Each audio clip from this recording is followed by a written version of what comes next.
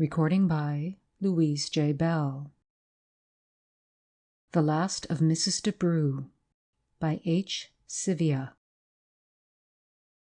Letty, Mr. DeBrugh remarked between long puffs on his meerschaum, "You've been a fine maid. You've served Mrs. DeBrugh and me for most of 15 years. Now, I haven't much more time in this life, and I want you to know that after Mrs. DeBrugh and I are gone, you will be well taken care of." Letty stopped her dusting of the chairs in Mr. DeBrugh's oak-panelled study. She sighed and turned toward the man, who sat on a heavy sofa, puffing on his pipe and gazing across the room into nothingness. "You mustn't talk that way, Mr. DeBrugh," she said. "You know you're a long time from the dark ways yet." She paused, and then went on dusting and talking again. "And me? I've only done what any ordinary human would do for such a kind employer as you, sir, especially after all you've done for me." He didn't say anything, and she went on with her work. Of course, she liked to work for him. She had adored the kindly old man since first she had met him in an agency 15 years before. A person couldn't ask for a better master. But there was the mistress, Mrs. DeBrugh. It was she who gave Letty cause for worry. What with her nagging tongue and her sharp rebukes, it was a wonder Letty had not quit long before. She would have quit, too, but there had been the terrible sickness she had undergone and conquered with the aid of the ablest physicians Mr. DeBrugh could engage. She couldn't quit after that, no matter what misery Mrs. DeBrugh heaped on her. And so she went about her work at all hours, never tiring, always striving to please. She left the study, closing the great door silently behind her, for old Mr. DeBrugh had sunk deeper into the sofa, into the realms of peaceful sleep, and she did not wish to disturb him. "Letty!" came the shrill cry of Mrs. DeBrugh from down the hall. "Get these pictures and take them to the attic at once. And tell Mr. DeBrugh to come here." Letty went for the pictures. "Mr. DeBrugh is asleep," she said, explaining why she was not obeying the last command. "Well, I'll soon fix that. Lazy old man. Sleeps all day with that smelly pipe between his teeth. If he had an ounce of pep about him, he'd get out and work the flowers. Sleeps too much anyway. Not good for him."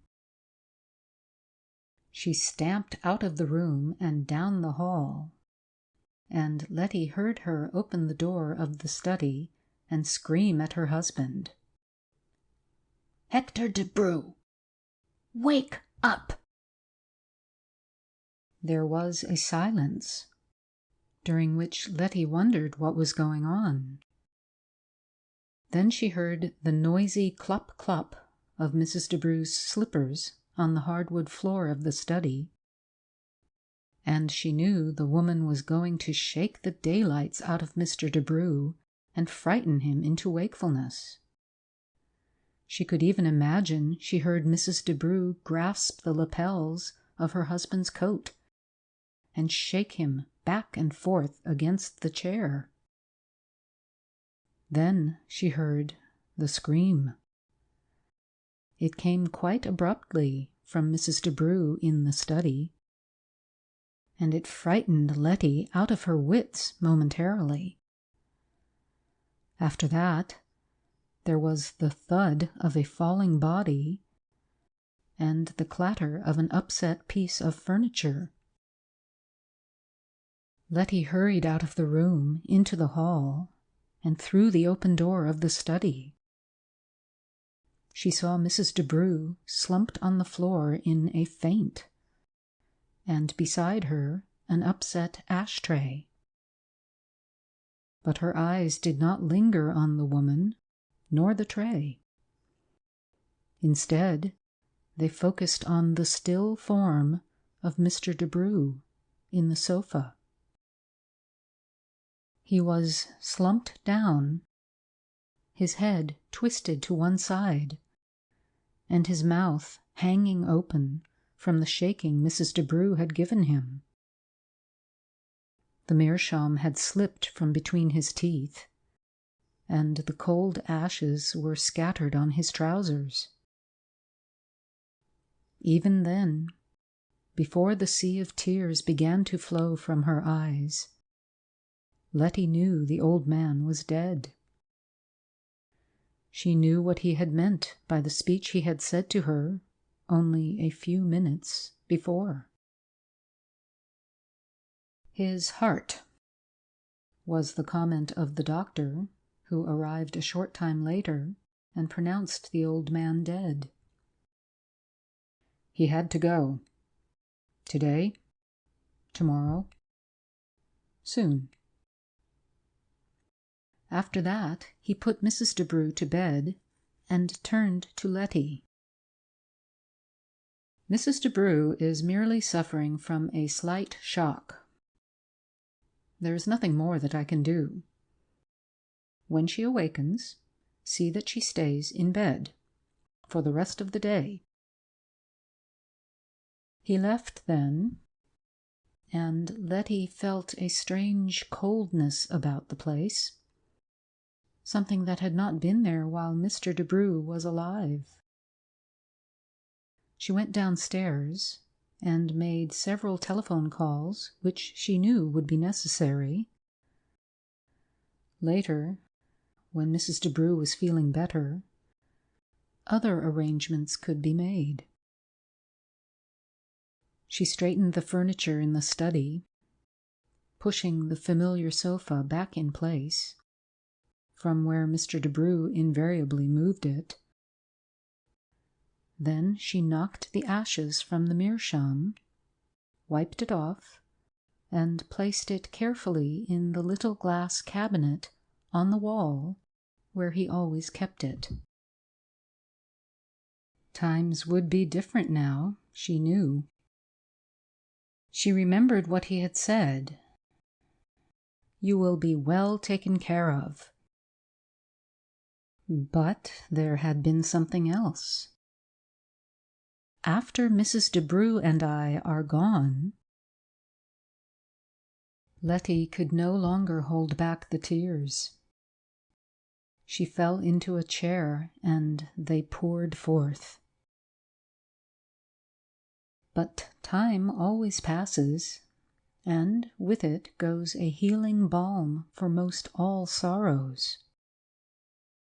First there was the funeral, then came other arrangements, and there was the will, which Mrs. DeBrugh never mentioned.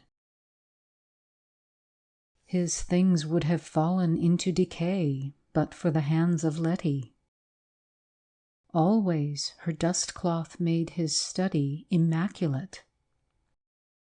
Always the sofa was in place, and the pipe, clean and shining, in the cabinet.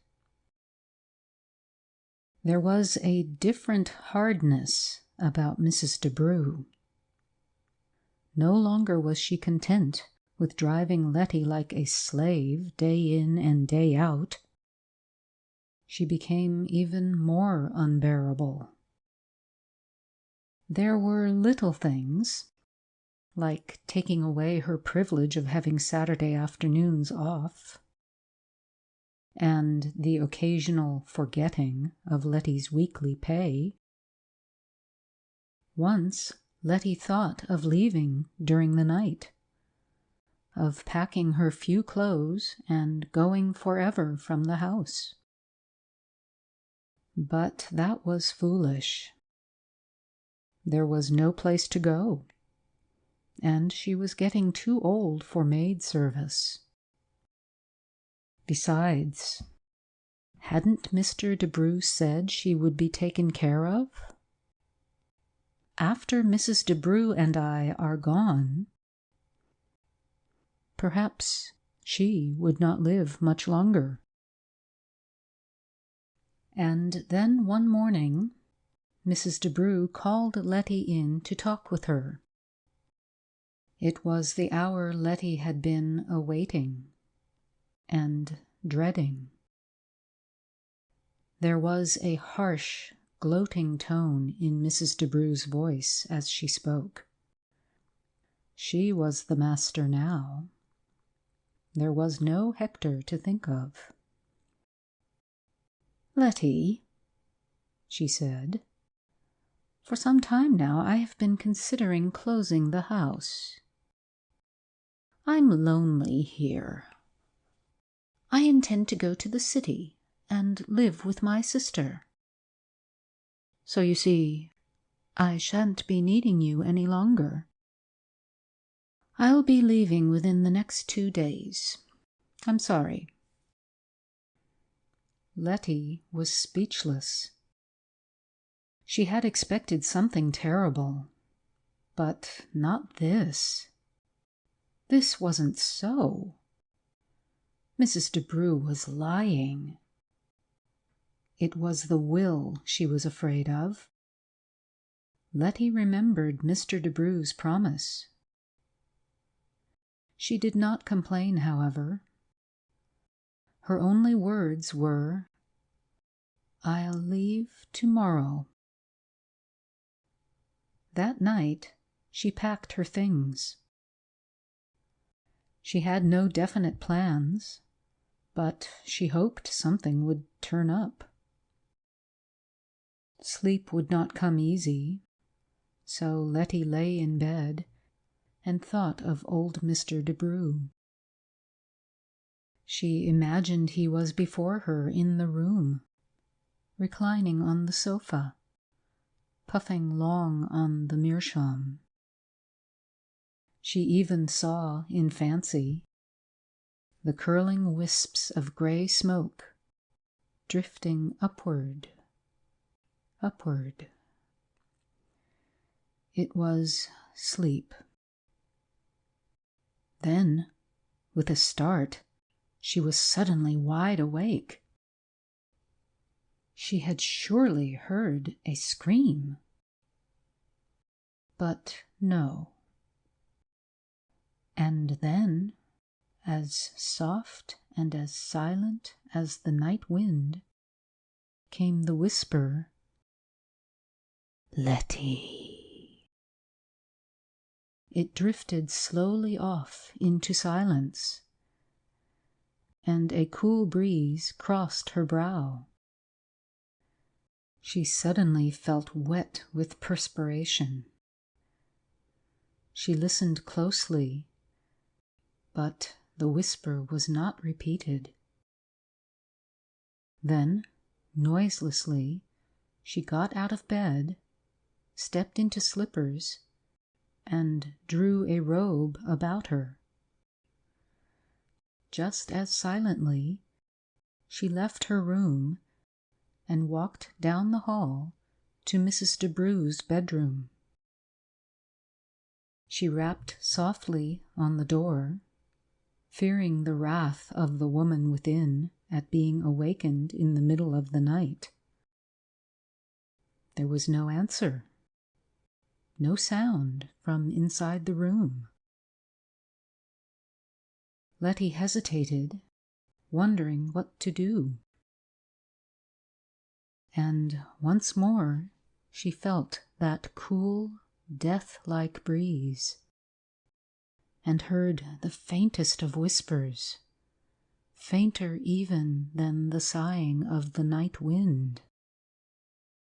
Letty. She opened the door and switched on the light. Mrs. DeBrugh lay in the bed as in sleep. But Letty knew, as she had known about Mr. DeBrugh, that it was more than sleep.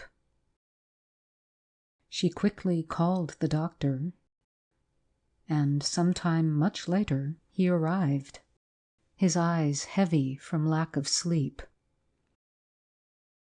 "Dead," he remarked, after looking at the body.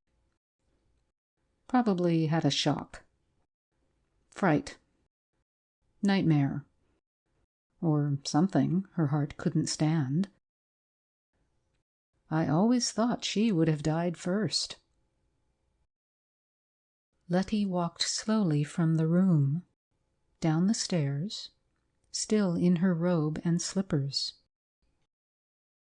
The doctor followed and passed her, going through the door into the outside. She walked, as though directed by some unseen force, into Mr. DeBrugh's study. She switched on a lamp beside the sofa on which he had always sat, and she noticed that it was moved, slightly out of place.